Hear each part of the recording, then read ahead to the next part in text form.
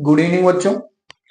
आज हम अपने क्लास 10th की पहली बुक फर्स्ट फ्लाइट का लेसन नंबर 5 है ग्लिम्पसेस ऑफ इंडिया। उसमें 3 कहानियां, उसकी दूसरी कहानी कूर्ग कूर्ग के बारे में पढ़ेंगे, जो लिखी किसके द्वारा गई है? बाय लोकेश एब्रोल के द्वारा। नाम याद रखना राइटर का, लोकेश एब्रोल का। ठीक है, तो इसमें कूर्ग क्या है मैं आपको बता दूं। कर्नाटक का सबसे छोटा जिला है कूर्ग, और बेटा ये कॉफी बागान, टी गार्डन के T plant sorry coffee plantation के लिए, मसालों के लिए और रेन फॉरेस्ट और वाइल्ड लाइफ के लिए बड़ा फेमस है। एक टूरिस्ट प्लेस है। वहां कौन कौन से जीव जंतु पाए जाते हैं, कौन सी नदी है, और जंगल कैसा है, लोग कैसे हैं, उन्हीं के बारे में थोड़ी सी जानकारी राइटर हमको देता है। चलो शुरू करते हैं। कहानी के शुरू में बताता है कि मैसूर और मैंगलोर के बीच रास्ते में, मतलब मैसूर और मैंगलोर के बीच में, मैंगलोर एक कोस्टल टाउन है, मतलब समुद्र के किनारे का इलाका है। तो मैसूर और मैंगलोर के बीच में राइटर कहता है कि एक जमीन का टुकड़ा है जो निश्चित रूप से ईश्वर के स्वर्ग से हवा के झोंकों से गिर गया है, और जरूर ये ईश्वर के राज्य से गिरा है, और ये स्वर्ग का टुकड़ा है जिसको हम कुर्ग के नाम से जानते हैं। और राइटर आगे क्या कहता है कि rolling this is the land of rolling hills, मतलब घुमावदार पहाड़ियां यहाँ पर पाई जाती हैं, और यहाँ पर बहुत लड़ाके लोग पाए जाते हैं, सुंदर महिलाएं पाई जाती हैं, और बहुत सारे जंगली जानवर पाए जाते हैं। फिर राइटर आगे बढ़ाता है, आगे बताता है कि कूर्ग जो है, कूर्ग या कोडागु, दूसरा नाम कूर्ग क्या है? कोडागु। कूर्ग या कोडागु कर्नाटक का सबसे छोटा जिला है, और यह अपने एवरग्रीन फॉरेस्ट के लिए जाना जाता है, अपने मसालों के लिए जाना जाता है, कॉफी प्लांटेशन के लिए जाना जाता है।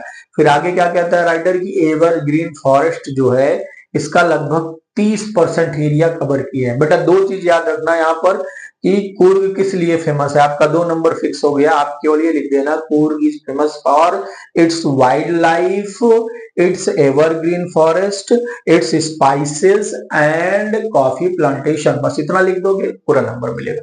फिर आगे राइटर कहानी में आगे बताता है कि मानसून के समय, मतलब बारिश के समय में बहुत ज्यादा बारिश होती है, इसलिए टूरिस्ट यहाँ नहीं आते हैं। जो सुहावना मौसम शुरू होता है वो दिसंबर से शुरू होता है और मार्च तक चलता है। फिर राइटर आगे क्या कहता है आगे कहता है कि लगभग मौसम एकदम बढ़िया होता है, बारिश इतनी अच्छी हो जाती है, हवा में ताजगी होती है, और हवा में कॉफी की महक या खुशबू होती है जो हमको एकदम से इनवोगरेट कर देती है, जीवांत कर देती है, एकदम चुस्त दुरुस्त बना देती है। उसके बाद राइटर कहता है कि जो कॉफी बागान के बंगले हैं वो पेड़ों के नीचे एकांत में बने हुए हैं। मतलब कॉफी प्लांटेशन जब किया जाता है बेटा ना, उसके रख रखाव के लिए कुछ बंगले, जैसे अपने आप पाही या टिब्बल नहीं बनाते, वैसे वहां छोटा सा घर बनाते उनकी देख रेख के लिए। तो राइटर वही कहता है कि यहाँ आप देखोगे कि बड़े बड़े पेड़ों के नीचे ऐसे छोटे छोटे घर बने हुए हैं। फिर राइटर आगे कहता है कि यहाँ पर जो लोग हैं ना वो फियर्सली इंडिपेंडेंट है, मतलब पूरी तरह से स्वतंत्र लोग हैं, और यहाँ के रहने वाले लोग शायद ग्रीक ग्रीक मतलब यूनानी या अरबी है। यहाँ भारत के लोग नहीं है, ये या तो ग्रीक से आए हैं या तो सॉरी यूनान से आए हैं, वही यूनान को इंग्लिश में ग्रीक बोलते हैं। ठीक है, तो ये लोग ग्रीक से आए हैं या अरब से आए हैं। तो राइटर बताता है कि 2 कहानियां हैं। पहली कहानी ये है कि जब सिकंदर की सेना की एक टुकड़ी वो दक्षिण के समुद्री किनारे से आगे बढ़ती गई, और जब उनका लौटना बिल्कुल असंभव हो गया, इम्पॉसिबल हो गया, इम्प्रैक्टिकल हो गया, तो यहीं आए, यहीं लोकल के साथ मिल गए, इनके बीच शादी किए और यहीं रह गए। और उनकी जो परंपरा है वो उनके लड़ने वाली कला में दिखाई पड़ती है, उनके सामाजिक रीति रिवाज में दिखाई पड़ती है, और उनके शादी विवाह में दिखाई पड़ती है, जो हिंदू मेन स्ट्रीम से बिल्कुल अलग है। इसलिए ऐसा लगता है कि जो पूर्व के निवासी हैं वो यहाँ भारत के नहीं है, वो यूनान के हैं। फिर राइटर क्या कहता है कि एक जो अरब ओरिजिन की कहानी है वो ये है, वो एक कपड़ा पहनते हैं, एक लंबा सा कपड़ा रहता है, ठीक है, काला सा या सफेद कुछ भी हो, लंबा रहता है पूरा। अरे जैसे राजा पहनते हैं नहीं, आप देखो जो दाग पर देखो और सब देखो, एक फ्रॉक जैसा ऊपर पहनते नहीं और कमर में बेल्ट बंधा होता है। तो राइटर कहता है कि उनका जो पहनावा है उनसे लगता है ये अरब देश के लोग हैं। और कुर्ग में जो लोग कपड़ा पहनते हैं ना उनको कुपिया बोलते हैं। एक लंबा सा कोट जैसा रहेगा और उसके ऊपर एम्ब्रॉयडर्ड बेल्ट लगाए रहते हैं। एम्ब्रॉयडर मतलब हाथ से कढ़ाई की गई बेल्ट लगाए रहते हैं और उस कपड़े को क्या कहते हैं, कुपिया। और ये कुपिया किस तरह है, किस तरह दिखता है, अरब देश के कुफिया की तरह दिखता है। याद रखना, जो कुर्ग में पहना जाता कपड़ा उसको कुपिया बोलते हैं और ये दिखता किस तरह है, अरब देश के कुफिया की तरह। कुफिया की स्पेलिंग KUPPIA और अरब देश का जो कुफिया है KUFFIA होता है, कुफिया। तो उनके कपड़े से ऐसा लगता है कि ये कहां से आए, अरब से। फिलहाल राइटर आगे बढ़ता है, कहता है कि जो कुर्ग के घर है, कुर्ग में रहने वाले लोग हैं वो बड़े मेहमान नवाज होते हैं। और उनमें एक और बात होती है कि वो अपने बेटे या अपने पिता की कहानियां सुनाने के बड़े शौकीन होते हैं। आप चाहो या ना चाहो वो कहानियां सुनाने के लिए बहुत उत्सुक रहते हैं। फिर आगे राइटर बताता है कि हमारी भारतीय सेना में जो कुर्गी रेजिमेंट है, हथियारों के मामले में सबसे सुसज्जित टुकड़ियों में से एक टुकड़ी है। और भारत का जो पहला आर्मी चीफ था जनरल करियप्पा, वो कहाँ का था, अपने कुर्ग का ही था। लोकेश अब्रोल बता रहे हैं कि भारत का जो पहला चीफ था, आर्मी चीफ था, वो करियप्पा, जनरल करियप्पा जिसका नाम था, वो कहाँ के रहने वाले थे, कुर्ग के रहने वाले थे। फिर राइटर आगे कहता है कि कुर्ग के लोग को ही बंदूक बिना लाइसेंस के लेके चलने की अनुमति है पूरी इंडिया में, और कहीं के लोग फायर आर्म्स, वो बंदूक नहीं कहते, फायर आर्म्स मतलब क्या होता है, आग उगलने वाले हथियार। तो क्या हो गया, बंदूक ही तो हो गई। फिर राइटर आगे क्या कहते हैं, अब यहाँ के लोगों की बात खत्म हो गई, अब राइटर यहाँ के वन्य जीव की बात करेगा।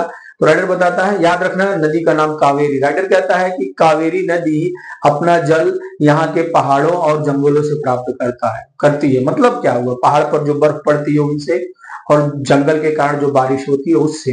पेड़ जहां ज्यादा रहते हैं बारिश वहां ज्यादा होती है, आप जानते हो। तो राइटर वही कहता है कि यहाँ कावेरी नदी जो है यहाँ के पहाड़ों और जंगलों से अपने जल को प्राप्त करती है। और कावेरी नदी के जो साफ जल है, मीठा जल है, उसमें महशीर नामक एक बड़ी मछली रहती है और बहुत ज्यादा मात्रा में पाई जाती है। फिर राइडर कहता है कि यहाँ आप आओगे, किंग फिशर को डुबकी लगाकर शिकार पकड़ते हुए देख सकते हो। फिर जो है जो गिलहरी है और जो लंगूर है वो आधा खाए हुए फल को पानी में गिराते हैं, बस शरारत के लिए, छपाक की आवाज आए उसको सुनने के लिए, और पानी गिरने पर जो तरंग आए उसको देखने के लिए वो फल को पानी में गिराते हैं। फिर राइडर कहता है कि हाथी, यहाँ पर हाथी भी मिलते हैं और महावत के द्वारा पानी में नहलाया जाना उनको बहुत अच्छा लगता है। वो लेटे रहते हैं और महावत उनको पानी में नहलाता है। फिर राइटर आगे कहता है कि यहाँ बहुत सारे एडवेंचरस वर्क भी होते हैं। कहता है कि सबसे आलसी आदमी, सुस्त रहने वाला आदमी भी अगर यहाँ आ जाए तो हाई एनर्जी वाला बन जाता है, क्योंकि यहाँ रिवर राफ्टिंग होता है। रिवर राफ्टिंग आप समझ रहे हो ना, अरे आप देखोगे पुराने जमाने जब नाव नहीं होती तो बहुत सारा डंडा बांधकर पानी पर रखते थे और उसी पर नाव की तरह इस्तेमाल करते थे ना। अब वही अब फैशन हो गया रिवर राफ्टिंग। गिरने का खतरा जो बहुत ज्यादा रहता है तो लोगों को बड़ा रोमांच आता है। यहाँ रिवर राफ्टिंग होती है, उसके बाद कैनोइंग होती है, पतली लंबी नाव को चलाना चाहो तो आप चलाओ। रैपलिंग होती है, रैपलिंग मतलब ऊंचे पहाड़ से रस्सी बांध कर नीचे उतरना। उसके बाद रॉक क्लाइंबिंग, या नीचे से ऊपर रस्सी बांध कर चढ़ना, ऊपर से नीचे पहाड़ से उतरना या नीचे से ऊपर पहाड़ पर चढ़ना, यहाँ सब लोग करने आते हैं। और माउंटेन बाइकिंग भी होती है। और पहाड़ों पर बहुत सारी पगडंडियां बनी हुई हैं जो पहाड़ पर चढ़ने वालों के लिए बड़ी पसंदीदा चीज है, राइटर बताता है। फिर आगे राइटर कहता है, अब यहाँ बताएगा कि कौन कौन से जानवर पाए जाते हैं। राइटर बताता है कि मधुमक्खी, बर्ड्स, चिड़िया पाई जाती है, बीज, मधुमक्खियां पाई जाती हैं, बटरफ्लाईज, तितलियां पाई जाती हैं, और मकाउस पाए जाते हैं, मालाबार स्क्वायरल पाए जाती है, मालाबार गिलहरी पाई जाती है, लंगूर पाए जाते हैं, और स्लेंडर लोरिस, ये जानवर यहाँ पाया जाता है। और राइटर कहता है कि और यहाँ हाथी भी पाए जाते हैं। और राइटर बताता है मजाक में कि जब जंगली हाथी आते हैं तो मैं एक तरफ खड़ा होना पसंद करता हूँ, उनके सामने जाना पसंद नहीं करता हूँ। फिर राइटर कहता है कि यही कुर्ग में ही ब्रह्मगिरी हिल है, ब्रह्मगिरी पहाड़ है, अगर उस पर चढ़कर हम देखते हैं तो कुर्ग का धुंधला सा जो दृश्य दिखाता है बड़ा पैनोरेमिक होता है, मतलब मनोरम दृश्य होता है, बहुत सुंदर दृश्य होता है। फिर राइटर कहता है कि उसी ब्रह्मगिरी हिल से एक रोपवे लगा है, मतलब रस्सी वाला पुल लगा है, उस पर चलकर हम आगे जाएंगे तो एक निसार गधमा टापू मिलता है, जो भारत में रहने वाले तिब्बती लोगों की सबसे बड़ी बस्ती है, जो बलाई कुप्पी एक जगह है उसके नजदीक है। और वहां पर बुद्धिस्ट मोनेस्ट्रीज है, मतलब बौद्ध भिक्षुओं की मोनेस्ट्रीज है, मठ है, और वहां पर बौद्ध भिक्षु लाल, पीले और गिरवे रंग के कपड़े में आपको मिलेंगे। और राइटर कहता है कि यदि कोई व्यक्ति भारत की आत्मा ढूंढने की कोशिश करता है या भारत में क्या है ये ढूंढने की कोशिश करता है, तो ये जो बौद्ध मोनेस्ट्री है कुर्ग में प्रकृति और वन्य जीवों के अलावा एक अनोखी चीज है जो खोजे जाने का इंतजार करती है। मतलब बौद्ध मोनेस्ट्री में भी जाना एक टूरिस्ट के लिए एक पॉजिटिव पॉइंट होता है, एक बोनस होता है। और राइटर यहीं पर कहानी खत्म कर देता है। तो ये थी कहानी। आपको याद क्या करना है, वाइल्ड लाइफ क्या क्या पाए जाते हैं, कुर्ग फेमस किस लिए, टापू का नाम क्या है, निसार गदमा वहां क्या है, और बौद्ध भिक्षुओं के कपड़े कौन कौन थे, कपड़े किस रंग के थे, तो रेड, येलो एंड ऑर्क, ORCH, ऑर्क मतलब वही गिरवे रंग का कलर। ठीक है बेटा, ये हमारी कुर्ग के लेशन की कहानी थी। अब एक कहानी और बचती है, the tea from Assam. I will tell you in the next video. Thank you बेटा, टेक केयर, गुड नाइट।